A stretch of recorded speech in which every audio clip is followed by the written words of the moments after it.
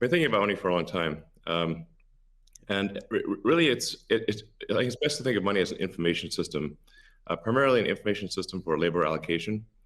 Um, and for practical purposes, it exists in a series of heterogeneous databases, like very different databases in bank mainframes around the world.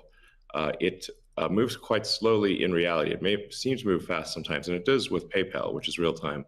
But the vast majority of the systems out there are batch processing. So the actual reconciliation may take 1 to 5 business days, sometimes longer.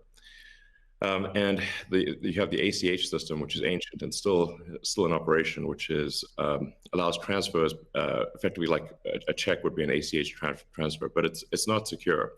And you've got the credit card systems, which are also not secure. It would be like handing your username and password to a stranger in a restaurant if you buy a meal.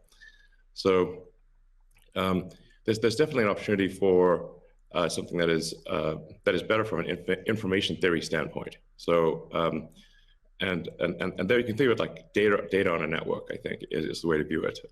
What has the most throughput? What has the least error? What drops the fewest packets? Fraud, for example, being a source of error. And government interference in currencies being a source of error. But it's fundamentally an information system. So I think it makes sense to support something that improves the quality of information with which we conduct the economy. And Bitcoin is a candidate for that. It does, I think, some things well, and it's obviously it's evolving, and there are additional things like Lightning being done on top of Bitcoin. But Bitcoin per se is mostly solving for scarcity, or rather solving for essentially having no throat to choke, decentralized.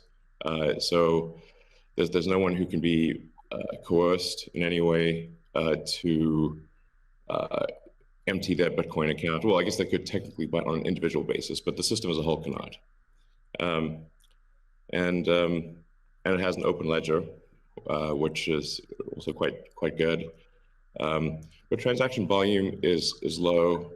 Transaction cost is high, and usability for the average person is not yet very good.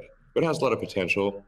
And I should say that, like, I'm not, and I apologize for taking a long time, but there certainly is a lot to say. In general, I'm a supporter of Bitcoin and the idea of cryptocurrency in general.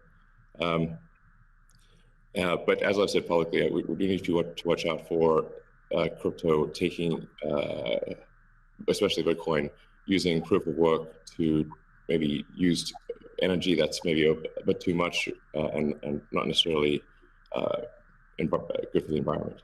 So, but on balance, I support Bitcoin, and I'm not an investor. The only publicly traded stock I own is Tesla, and the only significant thing I own outside of Tesla is my SpaceX stock that could help create both companies. So, but apart from that, I do own Bitcoin, and Tesla owns Bitcoin, SpaceX owns Bitcoin, and then I do personally own a bit of Ethereum and Dogecoin, of course.